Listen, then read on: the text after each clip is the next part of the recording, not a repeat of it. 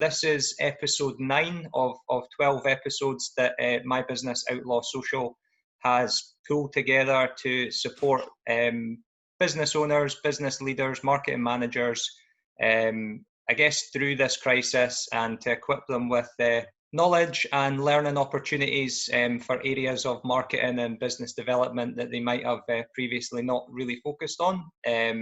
They've went really well so far, and I think the kind of relaxed nature of them, where we can use some practical examples, is how we're trying to run it. And today we're covering one of my favourite topics, and I think it's very relevant because there's a lot of noise just now in the kind of I guess content space. There's a lot of noise. There's lots of content being put out. But it's also a really good time to really hone your personal brand message and to develop, I guess, your position in your industry as a thought leader. And it's this whole kind of quality versus quantity thing. I think that it's a really good time to connect with your audience and produce value that can really help the challenges that your audience is facing. So we're going to cover that today. We've got 2 amazing guests. We've got Mairi Lowe. If you want to give us a wave, Mairi. I'll let you guys introduce yourselves in a second. And we've got Elliot Reeves. If you give us a wee wave, Elliot.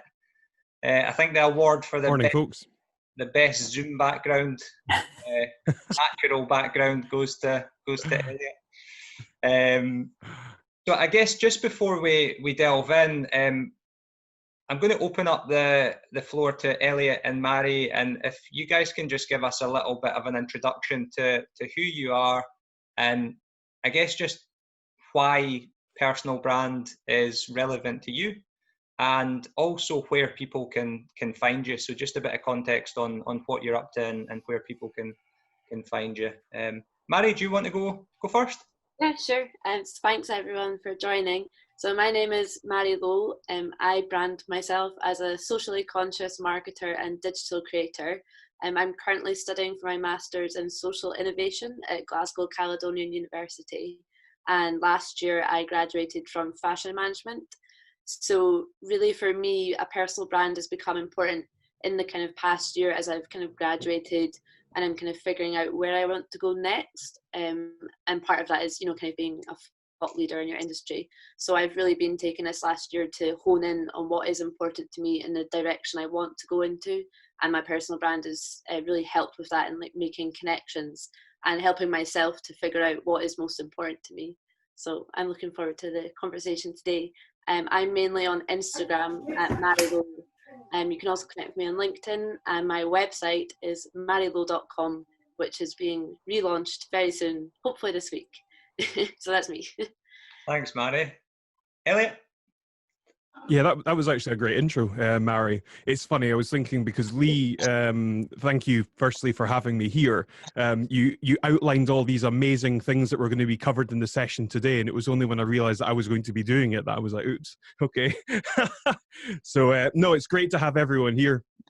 And I hope we can deliver some real value throughout the session. So as per this sort of background thing here, Elliot Reeves, I tend to describe myself as founder, broadcaster, speaker, advisor. So principally, I'm the founder of Inspired Edinburgh, which is a video production and media company centered around a world-class online talk show and top 20 UK ranked philosophy podcasts. So over the last 4 years, I quit my job in financial services asset management, started doing podcast interviews with people, and have really done that since, and kind of grown my own influence and the business around the things that I have mastered throughout that period. So in terms of finding me, you can find me across pretty much everywhere. I'm ubiquitous on social media at Elliot C. Reeves. I have my own personal website, elliottreeves.co.uk, and Inspired Edinburgh. If you Google that, it will come up with various search results as well. So yeah, thank you so much, Lee, for having me here. In terms of, I think you said why we're passionate about how, personal brands and stuff.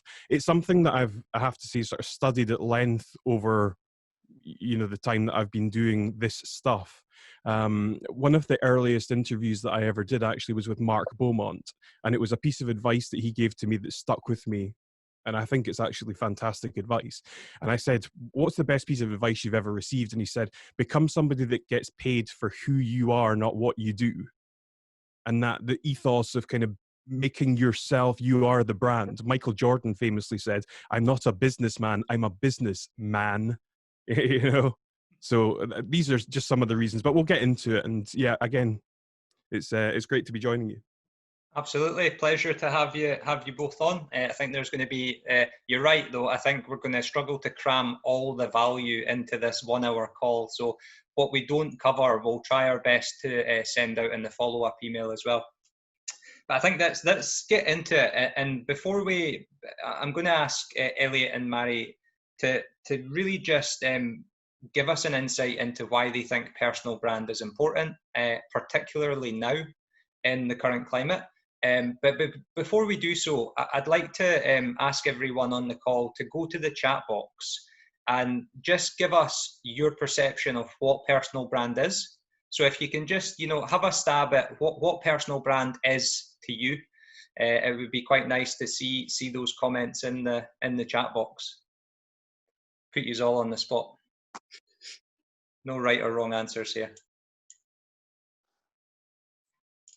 See what comes through.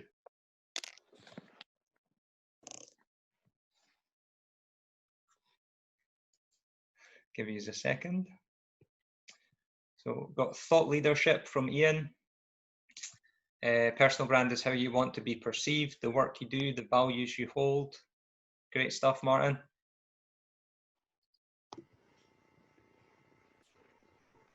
I'll leave. Oh, we've got them coming in. So integrity, point of difference, value add, fun. Good stuff, Neil. Cheryl, thought leadership and how you are perceived, values, authenticity. Yeah, brilliant. Helen, how you describe yourself online, your line of work, values. Values seems to be popping up, which we'll be delving into, which is great. Public perception, positioning, credibility from Greg. People come to you for your thinking. Yep, Trish. To influence perception. An expression of the way you want to positively impact the world. Yep, amazing, Gary. Jim, when I was young and just joined the army, one of my sergeants advised us, whatever you do, don't lose your name. In a way, that is personal branding. Yeah, brilliant, amazing input, guys. Yeah, excited to expand on this.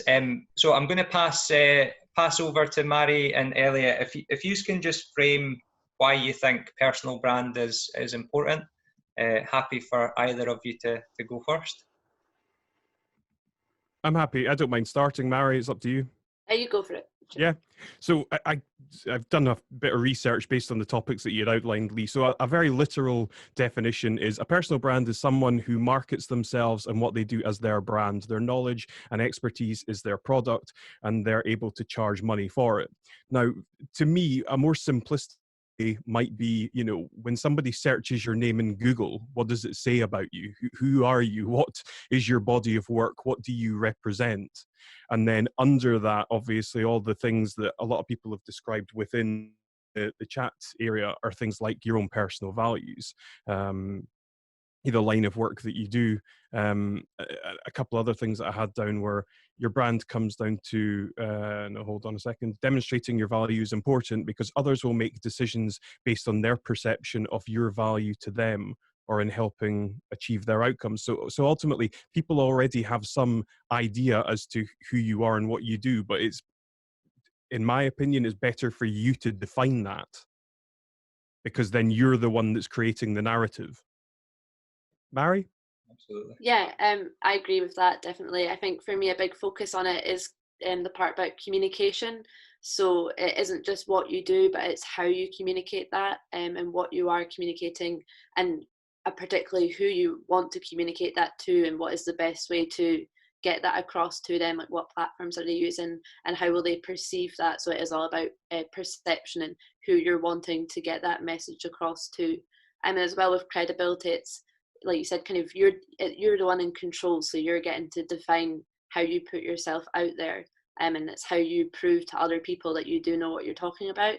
And it's also helped me prove to myself that I know what I'm talking about a bit as well, and getting that kind of good feedback once you put that communication out there. So I think communication for me is a really important part of your personal brand. Absolutely. And I think when we're working with clients and personal brand as part of the strategy, something I go straight in and ask them is, if you're not the expert in your field, then who is? And often they're kind of taken a little bit back by that, because actually they are the experts in their field. They haven't internalized that yet, and they haven't built the confidence to be able to share that with the world. And once that clicks, the value that they can share to their audience is just incredible. In terms, Elliot, you spoke about kind of digital presence and like what Google says about you.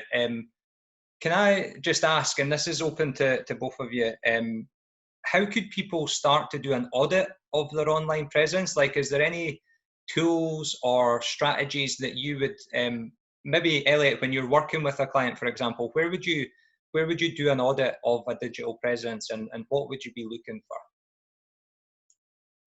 So I've done sessions with people in the past, and really where I would start is look at all their social channels and really look at what's the message that's being portrayed through that. So what's the content they're producing on those channels? Is there uniformity across their brand? And this is a massive one, because some people have a different handle on Instagram than they do from Facebook, that they do from Twitter. It helps if you can have one defined, this is who I am, and it's consistent across the board. And that goes as well for things like your banners, like your headers on social media, your profile pictures. Are they consistent? And then I'd start to look a bit more into maybe some of the analytics, or maybe some, what are their followers, what does their engagement look like, what's their posting frequency, etc. That's probably the biggest one. Do they have their own personal website, for themselves? That's often a big one, because a lot of people don't have that. And I think that's sort of the low-hanging fruit, because it doesn't have to cost a lot to put together a kind of one-page website nowadays, but that can really set you apart, because when someone's Googling your name, you're up at the top. Absolutely. Mairi, is there anything you'd add to that? Yeah, I think definitely looking at social channels is a really good place to start. One thing I just did it this week when preparing for this was I opened like an incognito tab in my browser and just searched my own name to see what comes up, because I think a lot of us do have a lot of history of ourselves on the internet, even before we kind of started taking a more direct approach and intentional effort to creating a brand or business. So if you just do that, you can find all these old profiles that you don't use anymore and you've forgotten about. So I think kind of cutting all them out, if you have access to them still, deleting accounts that aren't helping you anymore, that can be a really easy way to kind of filter out the stuff you don't want to be seen anymore, and just have the stuff that's important to you to be right at the top. So I think that's a really easy thing that you could go away and do today to just help define your brand a bit more and make it a bit more clear for everyone. Perfect. And Elliot, just the mention about like analytics and stuff like that, I think it's so important. Like, whether it's a business brand you're developing or a personal brand, the same rules apply, and to be able to measure the effectiveness of your message, your campaigns, the type of content you're putting out, if you don't have a way of analyzing through whether it's Google Analytics or Instagram Insights, if you're not paying attention to how many people are landing on your content, how many people are interacting with it, what's the conversion rate, then it just feels, it feels like a burden. But if you start to embrace the analytics, it's actually quite exciting. Like, it's really, you guys all know this, it's really exciting going on to analytics and seeing that 200 people have interacted with your blog. Like, it's such a great feeling, and it gives you that motivation to get the head down and write the next one, which is hard. It's tough going. But one of the foundations that I think is so important, and I'm going to get you guys to expand upon this, is knowing your audience. And in the video that I put out this morning, I mentioned how it's important to like find your smallest viable audience. Your 1,000, your 100 raving fan customers and speak directly to them and forget about everyone else. And that's kind of part of finding your niche. But can you guys just expand on that and give us any tips that you've went through to clarify who your audience is and how you kind of close that gap? That'd be great. Yeah, I'll start if that's okay. Sure. So I think this Sure, is sure. something that I have struggled with in the past, and I'm still figuring it out. So I'm sure we all are. But I guess for me, kind of in the past, you know, you do read about find your niche, pick your niche, make it as niche as possible, create a sub niche, niche or whatever. And I find it quite hard to kind of pigeonhole myself into that, particularly when I was kind of just starting out and I wasn't sure exactly what I wanted to kind of communicate. So I think that can be a bit scary. But I think over the past couple of years, by just kind of following, you know, bringing it back to values, kind of figuring out what message I want to put across, I've managed to kind of apply that to all the work I have been doing, and very like kind of gradually through doing that, it has led me to a niche. So I think even if you're not sure about what your niche is exactly at the start, if you do kind of define those values and the kind of set a good direction for where you want to go, you'll kind of discover that along the way. So I would just, if anyone is worried about they don't have a niche right now, don't worry. And that would be my advice. But I think now my niche is kind of sustainable fashion, and more so in Scotland in particular. And again, it's just from doing the work I've been doing, from studying, from connecting to people and making collaborations and making connections, has been a huge help in that. And reaching out to people and getting their feedback has led me to meet more people and just kind of really directed me down that route. And now what I've found is I do have a much more engaged audience, particularly on Instagram, because that's where fashion kind of lives. So I've kind of gone a bit off topic now. Right. But yeah, I think I've kind of discovered my niche as I've just gone along a route that has felt right to me. And by predefining those values, it's led me to a place now where I do have a very small and engaged audience that has created a lot more opportunities for me as well. But I'm still figuring it out, definitely. So maybe Elliot can provide some more advice for me as well. I'll do my best. So Lee spoke about the idea of having 1,000 raving fans, 1,000 true fans. I think it was Kevin Kelly, who's an author, that first introduced this idea that if you have 1,000 people that will buy your products, if you then have an ecosystem of products that ranges from like £10 up to, you know, like £1,000 at a higher end to higher ticket offering, then that is enough to do you for the rest of your life. Like that, you don't need 1 million followers. A lot of these things are just vanity metrics. I'm going to, I think what would be probably good would be to share my screen if I can. Yeah. So absolutely. I'll see if I can bring this up. If everyone can see that. Yeah. So this is actually, funnily enough, the image that's my logo for Inspired Edinburgh is that, if you can all see that.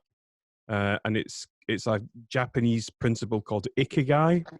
And actually, when broken down, it looks like that. So this is one of the best sort of practical exercises for you to find this is, I guess, like your reason for being, your raison d'etre, your purpose in life. But you can apply this very much so to the actual niche in which you want to operate. So if you start on the outer perimeters, that which you love, that which the world needs, that which you can be paid for, and that which you're good at.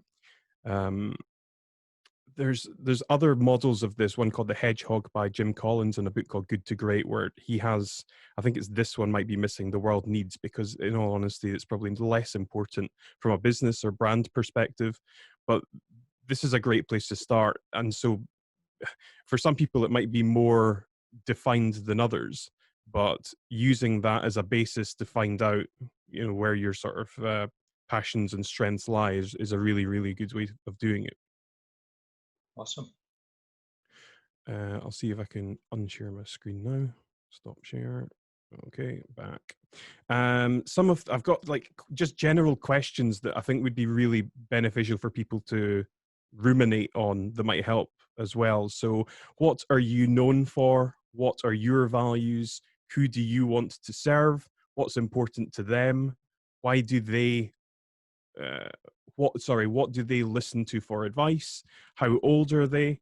what are their values, how much money do they earn, what brands do they follow, and what don't they already know. I mean, I can send these. I'll maybe try and put these in the chat box, actually, so people can come back to them later. Awesome. But those, I think, are really good to sort of dig into. Who's your customer avatar? Who do you want to be serving? And I think the best place to start with that, if you have customers or you have an audience, is to look at them. So if you run a business, look at your ideal customer profile and really delve a bit deeper. Like, who are they? What are they thinking? What are their challenges? What are their fears? And use that as a foundation. And that seems really obvious, but most people haven't done that. So it's a really good place to start. Cool. Thanks for that, both. So I think that's a really good piece on clarifying your audience.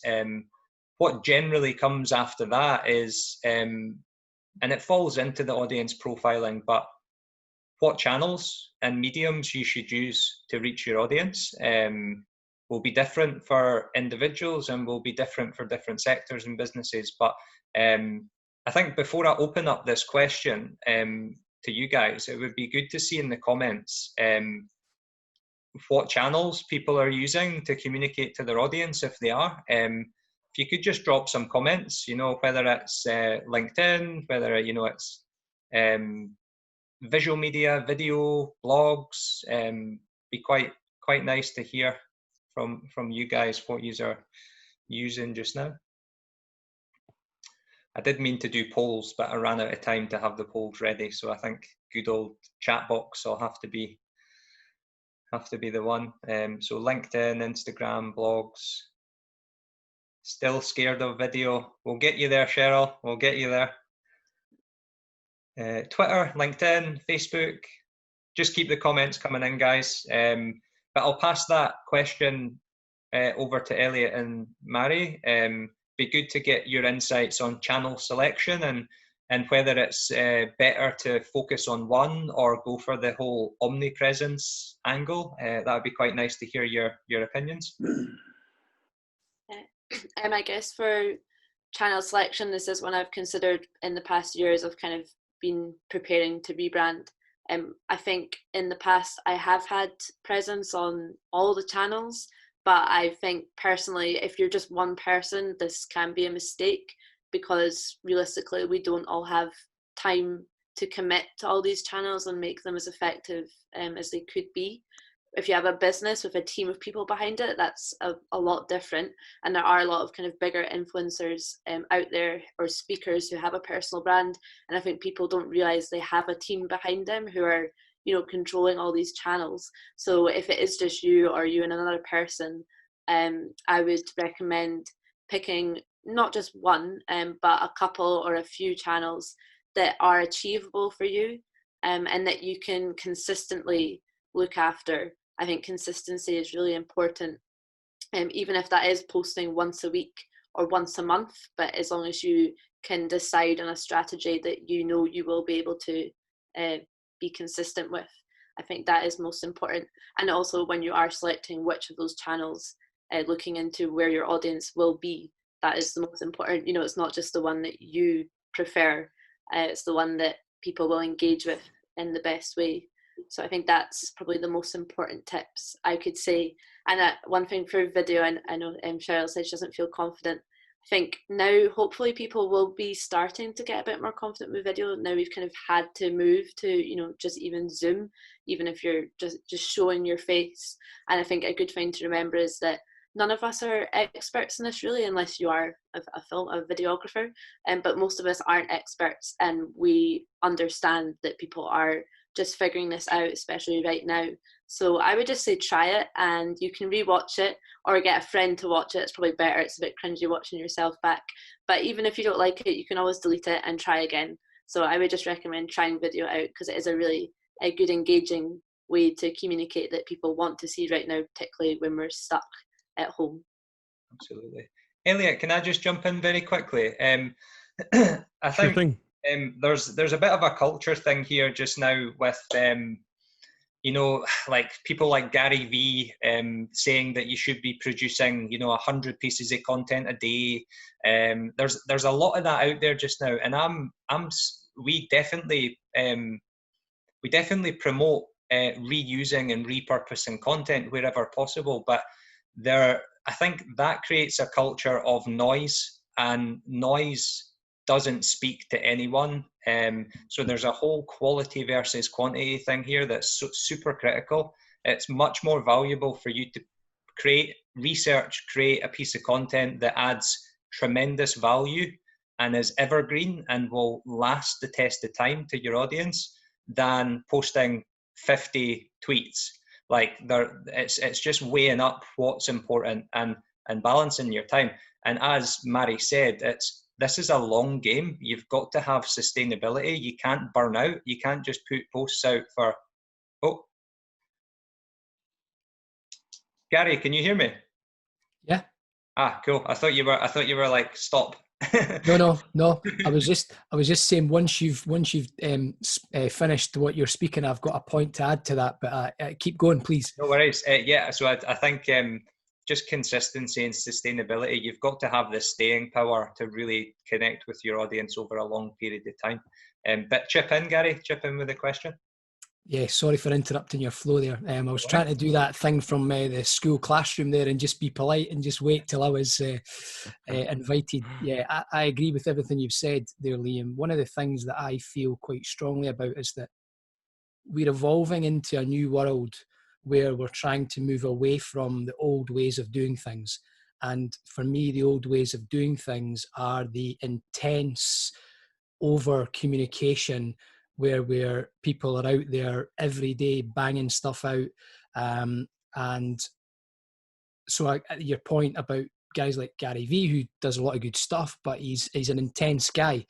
And that's old world, that's old mindset. And we're in a point now where we need to live in balance. Yeah. And the stress that we put ourselves under by over communicating, trying to constantly think about what we need to do next, more content, it leads to us going back into the way that we've been living, and that's not sustainable. So I think it's about just allowing ourselves to be comfortable with whatever that translates to us, whether it's one piece of really valuable content a week or whether it's 2 pieces of content a week, then we can live a bit more peacefully with that. Yep. Gary, just could you, I think people could really benefit from what you're doing. See in the chat box, could you just give a link out to what you're up to, your website and stuff? That would be useful. Of course. Thanks, Lee. No worries. Elliot, what's your thoughts on that? There's quite a lot to unpack in this question. I think Mairi hit the nail on the head. Generally speaking, I would probably sort of drill down on 2 social platforms. So I tend to try and be everywhere, and it is a lot of work.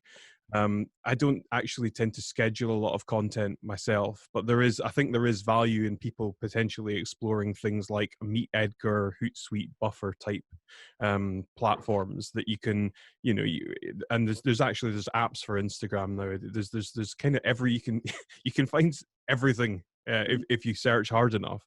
Sort of trying to schedule content ahead of time is really beneficial, but I think you also want to be catering to what's on trend at the moment, and what are the things that people want to be hearing about. So I'd probably start with that. The thing about video is interesting. You mentioned Gary Vee, Lee, and he says play to your strengths, and I think that's like amazing advice. So there is probably a pressure for people to produce video content, and if you can and you feel comfortable doing it, then that's good. But are you best suited to video? Are you somebody that's maybe more comfortable doing audio, or are you better at actually writing?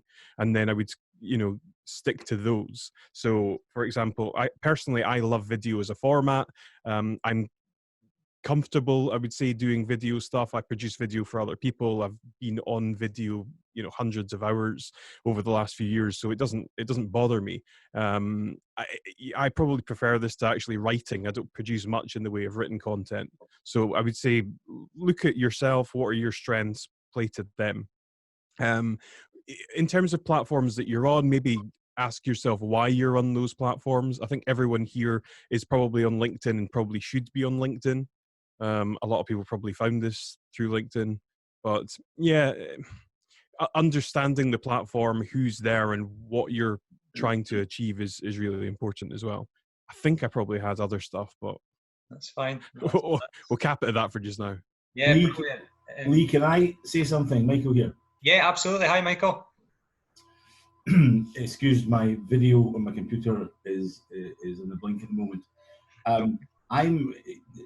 I was never in social media to speak of up till about 6 weeks ago, and what I'm finding very difficult is that there is so much out there, and I feel as if you're missing. If you don't watch this or don't actually look at that webinar or this webinar, and there's so many people who are because I'm looking for leads. I want quality leads. As you know, lead design and build bars, restaurants and hotels. And obviously, we're going into a completely new world there, so I need to be prepared for that. So my problem right now is just there's so much stuff out there, and it's actually having the focus on understanding, because therefore I don't complete anything. I don't follow through really in anything, because there's always 3 or 4 other things happening or coming at me that day. And so that's where my problem is actually is finding what I need to be focusing on and drilling down on that rather than the shotgun. I feel as if I've got it at the moment. There's just so much noise coming from everywhere. And of course, you listen to Gary Vee, and he's like, everything he says is sensible and just get out there. But I really don't know where to start. And so I'm kind of in the nursery slopes at the moment, giving a skiing analogy. Cool. I think that's going to lead on. Thanks for sharing that, Michael. I think that's going to lead on quite nicely to the more detail next point, which I wanted to dive into, and that's before we move on to creating content, which we're going to cover, is actually thinking about your strategy. So how do we develop a strategy to get started and that works for your objectives? Michael, just quickly before we answer that question, I think for me, it's less about consuming content and more about how you can look to create your own content. Because I think if we tried to consume, and I think I'm up at quite a good pace. I can keep up because it's my day job. I can keep up with a lot of stuff, but I still feel overwhelmed and absolutely exhausted with the amount of content that I consume in a day. So it's more so picking your sources really carefully and then focusing on being a creator rather than a consumer. So what can you do to add value to your audience that's going to draw them, towards you? But I think we'll cover that in the strategy. So I just wanted to pass over to Elliot and Mairi, just some practical tips on creating a strategy for the content that you're going to put out, just to set the scene for before we move on to actual content creation. That would be great if you've got any insights. Yeah, it's like, I think it does definitely link to Michael's point there, and I often do feel overwhelmed, and for the past, I think I didn't post on Instagram for a month and I kind of panicked and worried, but it doesn't matter, obviously.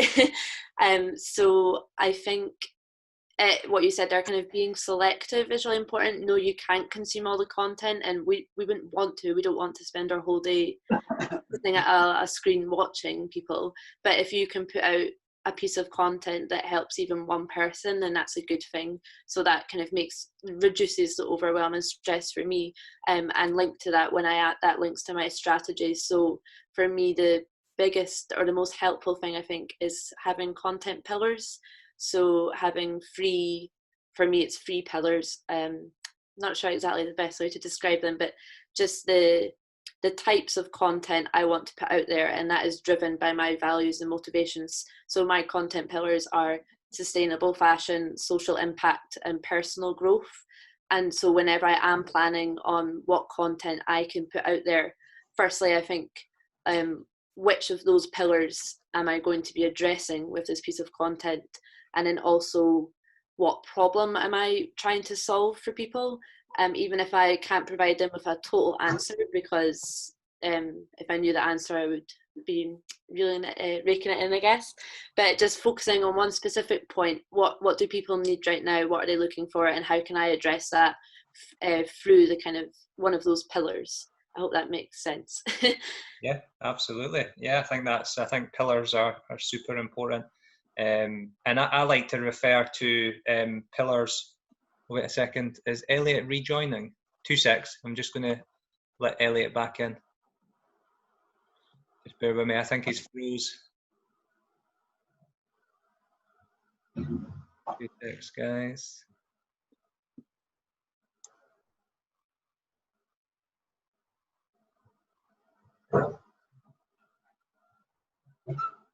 We'll try and figure that out. I think Elliot's froze a little bit. He's just going to rejoin. Mairi, in the meantime, we've got a question that's came in the comments about using platforms from a personal versus professional basis. Yeah. Hi, Elliot. Oh, I think he's struggling a wee bit. Yeah, so for example, I have a Facebook profile which I really just use to keep up with family and don't post on. Twitter and LinkedIn is where I talk about business, and Instagram is a combination of personal and professional. How do you feel about using platforms for different purposes, and what impact do you think it has on your personal brand? Yeah, I think I think you can't totally separate your personal and professional brand, particularly when we are talking about personal brand today. You know, we are talking about it being authentic. So you can't totally separate those. I think for having a personal Facebook profile, I think that's totally fine. You can make it private, so it can't really be accessed. You know, people wouldn't go to that for your professional contacts. If you have a Facebook page, that's a different thing, and you would just focus that towards that professional side. And then for my Instagram, it is definitely personal and professional. I think because my topic is sustainable fashion, it's kind of really, it's just so close to what I do day to day and my personal values, and that there is a big blend there. It is a tricky one, but I think you shouldn't shy away from mixing your personal and professional on particular platforms. Like my LinkedIn is very much just professional, but whereas my Instagram is a bit more relaxed and I can be a bit more personal on that. So I think, again, just deciding which platforms can be used for both, and which messaging you want to put across, but deciding which platform you want to use for what, I think that can be important. But I wouldn't worry about mixing them either, as long as you're kind of aware of how you're going to be using them. Awesome, thank you. Elliot, I think we lost you a wee bit there. I'm back. Cool. Do you want to pitch in on the whole strategy thing? Is there any tips that you've got for nailing a strategy so that the content you produce can be much easier? Like Pinterest is full of these like 30-day social calendar, you know, like one post a day type things. Like things like that are actually really beneficial, and I can maybe see and post into the comments if I can find something. But yeah, generally I just think keeping it varied. I probably go against the grain a little bit and tend to post a little bit on a whim, but I know what my sort of core values are and my reasons for posting. So hopefully that kind of comes through, like the reason for me posting stuff, rather than just sort of, oh, I forgot to post on Instagram, therefore I should.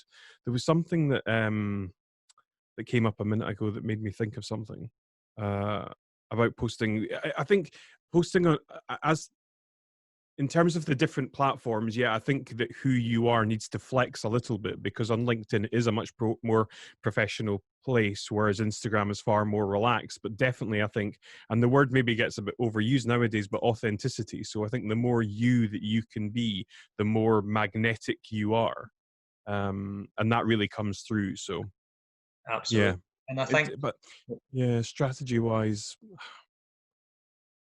there's no sort of obvious thing off the top of my head I wouldn't have said in terms of strategy. I think on that point, time and time again, and you'll see this if everyone on here is on LinkedIn, time and time again, the posts that perform the best are the ones that give an insight into the person. The ones that are authentic, you can really sense that they've came off the cuff. They've presented a problem or solution or insight that has engaged the audience because they have similar problems or similar solutions. And those are the ones that get the 10, 20, 30 comments, shares. So I think, yeah, absolutely, authenticity is really key. And it's not just because it's a buzzword, it's actually because being you is the most important thing, because people will see through it a mile if you're falsifying or painting a picture that's not completely true. So yeah, absolutely. Content. So when it comes to creating content, this is a really open-ended question, but if we can try and get some golden nuggets from both of you in terms of like tips for creating content, if we kind of frame it as a content 101, what are some actionable points that people can take away today that they could, I guess, put into their content strategy to create better content that connects with their audience? Yeah. Anyone? Elliot, do you want to go first? Yeah, sure thing. So I think having like pillar content is really important for me personally. So having slightly longer form content that you can create into smaller pieces and repurpose. So for example, I have a long form video podcast that's a 90-minute conversation. From that, I can create almost infinite pieces of individual content, whether it's a quote somebody said as a piece of text out on Facebook, or maybe it's an image from it, or maybe it's a video segment from it. So I think having longer form content that you can use pieces of is really valuable. You might want to do something like 30 days of vlogs, or I'll blog once every couple of days on a certain topic, and just look at your own individual space. What's working for people? You're not looking to reinvent the wheel. You're looking for what is currently out there that's already successful, and what can I put my own spin on? And looking at things like Google Trends, there's a website called answerthepublic.com that gives you loads of ideas for the types of questions that your audience might be asking. Another one to add in there in terms of like what people are searching on Google is something called Uber Suggest. That's a free tool that'll give you. Yeah, I've heard of that. You can put in your website URL or your competitors' website URLs and just see generally what their sites are ranking for, and then you can also look at keywords. So what questions are people asking Google, and how could you best answer those questions? That's for an SEO perspective, but it also helps with content creation as well. So yeah, thanks, Elliot. Mairi? There you go. Oh, there we go. Yeah, so again, as you said, this is a huge question that we could go into forever, but two things that I find really helpful are, well, one is collaborating with other people. So reaching out to people that are in your industry, or in kind of in a different industry, but they kind of overlap. That can help you reach new audiences really well. And when you are collaborating with someone else, it takes away the pressure, it reduces the time commitment. And it can just help to be able to connect with someone else and create content together, having someone else for feedback and to work on it together. So I think that's a good way if you are struggling a bit, even just have a chat with someone and throw some ideas together and then work on that. So collaboration is really good. And I've forgotten what my second one was. But I think, yeah, just going back to kind of content pillars. So deciding which one you want to address. You can't address all of them in one topic all the time. And then just the really key idea of addressing a problem that your audience has.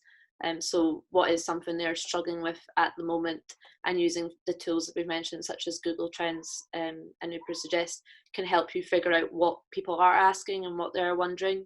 And even you don't have to cover everything in a 3,000 word article, but even just a snippet on Instagram And if you don't have the solution yourself, just acknowledging that you also share that problem can be a really good way to connect and engage with people on LinkedIn, as we were saying, even just sharing that you are feeling overwhelmed right now, and asking other people for their suggestions. I think that's key. So, just focusing on what problems people have. And if you don't have the solution, just putting out content to also share that this is something you're working on, and ask people for their advice can provide that kind of human connection as well. So I think that's a really important thing right now, definitely. Absolutely. And just to add on to that, we've been looking a lot recently for our clients at what content is working in the current climate. And we came across a survey done in America by Verblio, I think they were, and they done a survey of 300 marketing agencies. And one of the questions they asked is, what is the medium that is working the best long term for businesses? And I think it was something like 89% was blog. And a lot of people are a bit miffed by blog writing and article writing because they feel it's a bit old school. They need to keep up with the new shiny stuff, whether that's a podcast or, Facebook ads. But time and time again, really well considered, well researched, and well SEO optimized blogs work really well, because what they give you, if you have a website, they give you evergreen content. So if you write a really detailed blog article that solves a problem or answers a question for your audience, that's going to be on Google forever. And it's going to get trickling visitors over time. And then what you can do, like Elliot said, is you can chunk that blog article down and repurpose it to shorter form content for your social channels. So there's just so many benefits to writing good blog articles.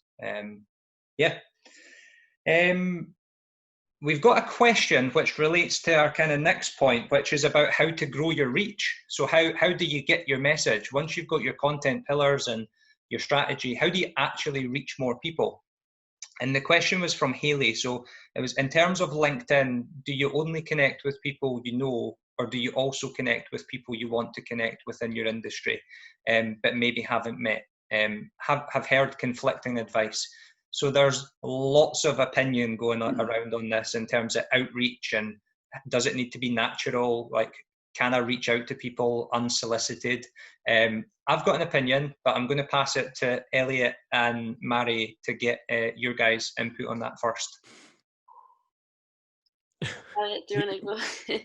Yeah, I'm quite happy to get. I mean, I'm a huge fan of what they call. I would call myself a lion, which is a LinkedIn open networker, which means I wouldn't decline an invite from anyone if they immediately throw a right hook and try and sell to me immediately. Then I'm probably not going to be their best friend or do business with them. But yeah, I think LinkedIn, the whole purpose of LinkedIn is as a business platform is to connect with people, find out how you can create mutually beneficial relationships and how you can help, I guess, sell what you're offering to other people. So an easy way to do it is when you send an invitation to someone, you can actually type in a little message like, I think you get a couple of 100 characters. Hi, my name's Elliot. I'm looking to connect with people in the local area. Let me know if you need any help with anything. And you're just on their radar. You can then follow that up in a couple of weeks' time. You could maybe send them a short video and say it's a pleasure to connect, or send them a link to an ebook, like here's 5 tips for getting your boiler serviced or whatever it is. I'm saying that because I saw Celsius Plumbing and Heating. But yeah, I think LinkedIn is the most, not so much now, but it's one of the most underestimated social platforms. I think it's a brilliant, brilliant platform. Okay, Mairi, just before I pass that over to you, I just want you instigated a thought in my head there, Elliot, and I think it's a mindset point. So I think as business owners, we put limits on who we think we can do business with and who we think we can connect with. And we put a mental block. We basically tell ourselves it's not possible. And LinkedIn is so powerful that within a couple of clicks, you could connect with your top 100 ideal customers and business leaders within those businesses. All you have to do is actually do an exercise where you figure out who that top 100 are. Like, who do you want to work with in the ideal world with no limitations? And then just devise a really authentic, natural outreach strategy to speak to them. And a 1% return on that strategy is going to give you a dream client that you never thought you could have before. So just, yeah, I thought I'd chuck that in there because it's something we've been looking at Outlaw. Yeah, Marek? Definitely agree with all that. I think, again, LinkedIn is, the purpose of that is to make connections. And like Elliot said, just I think if you connect with someone and you have good intentions behind it, then that's always a good thing. So sending that personalized message, not copy and paste, but just noting on something like, I saw your recent work here and it was really interesting. It would be good to connect. Just something as simple as that, just a nice friendly message to introduce yourself. I've had a few people get in touch with me recently, just to say some work I've been doing recently they've enjoyed and asked for a chat. So I've been quite open to that. I've had a couple of calls with people, just to have a chat. Nothing, not to sell anything and nothing like that. But just to make those connections, and if they are done with good intentions, then good opportunities will arise from that. I've also had people message me on Instagram. Someone asked me to be in a podcast there. And I quite liked that because I was able to then look at their profile, which was their podcast profile, and see what it was all about and kind of decide from there. And that was kind of how I got one of my first freelance clients for kind of social marketing, social media purposes. Was I sent a cold call, but email. But I had those links to provide them, to show them my work and show them my website, so they were able to view it from there. So my email was very friendly, and I also had evidence to kind of back up what I was talking about. So I think that's quite important. If you are reaching out to someone, introduce yourself, but if they click on your name, know what they're going to see, and provide them with a good link, so they know what you're all about, I guess. Absolutely. And I thought I would put that to the test this week. So I've actually been doing some outreach for Outlaw Social, just to trial it on LinkedIn. And actually, there might be a couple of people on this call who received that outreach message. But basically put out a message that was really human, telling people that who I was, love to connect. I understand people are quite zoomed out just now, but I'm running a webinar series that is helping add value to business owners and maybe solve some challenges they're facing. And the response, the conversion rate on people responding was about 30%, which for outreach is really good. So I think it's just the message, make it authentic. Like, how many messages do we get through LinkedIn telling us how people can help us scale our business through LinkedIn? And it's just a sales message and you just switch off instantly. I'm conscious of time. Jim, you've called me out. Damn. I'm gonna own it because I feel it was natural enough. I'm conscious of time. I just wanted to close that last question off with both of you, if we can kind of keep it short answer, golden nugget. But just in terms of people on a broad spectrum doing outreach, what would be the best approach in terms of trying to grow their audience, not just on LinkedIn, but what would be a good way to reach more people? If you can give 1 or 2 points each, that would be awesome. I think for me, collaboration is really important. So connecting and creating content with other people and other businesses that share similar values to yourself, but perhaps are not in the same industry, can really help you reach a new audience that will still be engaged with the kind of core values you possess. So for me, collaboration is really important in the work that I do. And I think also, again, just any communication you are putting out there, just make sure it is very transparent and genuine, and that you are including that human emotion. Even if you are admitting that you're struggling at the moment, I think that's totally fine. And remembering what people want to see right now is that human emotion. So just provide them with that, and don't be scared to put some of more of your personality into those communications, even if it is for your business. Definitely. Perfect. Elliot? Facebook ads, I think, is just so powerful, and you can do it for, sort of minimal budgets. You can play around with pound a day type stuff just to see how it's working, make tweaks to that. I do just think that is one of the best ways for sure. But to Mary's point on collaborations, I mean, I've essentially built a brand on using influencer marketing. So doing interviews with people that have enormous audiences and kind of leveraging that when they share my content, that's being seen by so many other people and raising, big awareness of my own brand. So yeah, that's probably the two biggest things I would say. There's nothing else that really comes to mind. There should be, but I'm drawing blanks. Lee, what about yourself? That's fine. I think borrowing people's audiences, that's collaborations. I think that's so crucial. Everyone in this room will have partnerships and relationships with other people in their industry. And the perfect example is this call. So I have invited two people who are known within their industry, who are doing good stuff, to come on and speak to my audience. So there's a benefit for me, an outlaw, but there's also a benefit for Mairi and Elliot. And that is very natural. It makes sense. And my challenge to everyone in this room would be, have the confidence to find your voice and have the confidence to reach out to people and share it. Do a collaboration. Yeah, absolutely. Right, I'm going to keep us on track because I hate going over time. So that is the session coming to an end. I hope it was valuable. We're going to try and give as much value in the follow-up email as possible.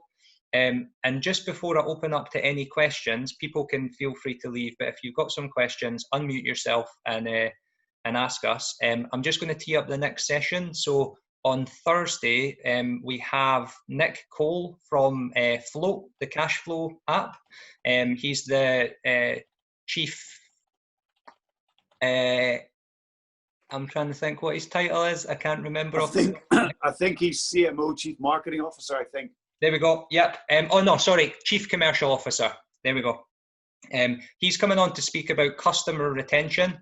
And if there's one business that really wows their fans, like I absolutely love Float, the cash flow app, and also how to create remarkable moments in your business that support customer retention and great customer service. So that's Thursday at 10. So hopefully you guys can make it and spread the word. But that's enough from us. We'll stick around for the next 5 minutes. So fire away with any questions, and thanks for joining. Thanks, guys. Cheers, Thanks. Gary. Cheers, Gary. Could I ask a question, guys? Absolutely. Of course. So obviously, great session, by the way. Really, really good. Thank you very much for doing that. It was fantastic. When you've got your a company, so obviously you're building your personal brand and you've got your key messages, but how do you get your team to be sharing the same kind of messages and content? Because obviously I'm very aware everyone's personal LinkedIn is their personal LinkedIn, but when they're working for a business, how do you get everyone to be kind of singing from the same hymn sheet? I can have a crack at that if you want. Right. So I worked at an asset management company, and it was one of these sort of business within a business within a business. So it was the Commonwealth Bank of Australia, and it was the wealth management arm of that I was working in within Edinburgh. And this is a huge global organization. The CEO came to Edinburgh, and everyone in the company had the opportunity to ask him a question. And one of my questions was that in a company that's so globally sprawling and kind of divorced from one another, how do you stay uniform? And his answer, which is absolutely brilliant, is align vision and values. So if you're all absolutely crystal clear on the reasons that you're doing things and where you're going, then you can't go wrong with that. Okay, that's good. Thank you. You're welcome. Anyone else? Any other questions? Cheryl, just to add to that, I think values and direction is really important. But I think if you use measurement, so if you're measuring the impact of the content that everyone in your business puts out, then you can also demonstrate the value. So you can demonstrate the value of them sharing their knowledge or putting themselves out there, because you've got the data to share with them. So that might be Google Analytics, and a blog post that they have produced, and being able to see the traffic that's actually read that would be a confidence boost. Yeah. So that, and quite exciting and quite engaging as well, from not only from a personal brand perspective for them, but to show how they can help shift the needle for the business through their input as well. Cool. Thanks, Lee. Thank you. No worries. Thank you. Anyone else? Any questions? Fire away.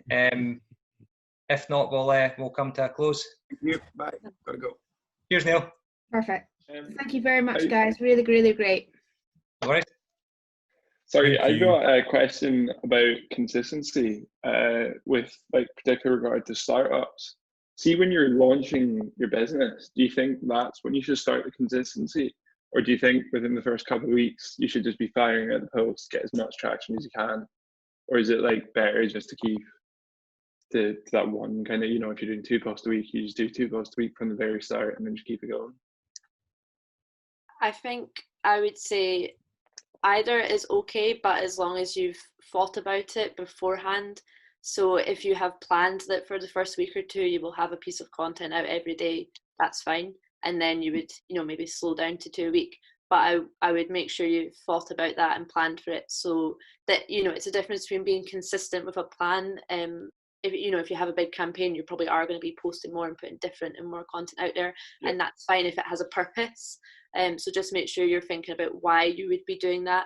But you know, if you were starting out and you were just kind of putting stuff here and there, that would confuse people. But if it has a strong purpose behind it, then I think that's absolutely okay. You don't have to stick to two a week forever, you know. Okay. Ross, just on that, I think in our business with our clients, when we're doing strategy, we use something called accelerators, and those are key campaign ideas that we have the resource to deliver and can make the biggest impact. So I think, just as a support to answer that question, it's figuring out what content or what campaign can make the biggest impact for the objective that you're trying to achieve. And that might mean that running a physical event is going to have much more impact than producing 5 posts on social media. So it's prioritizing, because especially in startups, you're limited with resource and money. So figure out what things or tasks could accelerate the campaign. Amazing. Thank you very much. No worries. Anyone else? Any questions? No.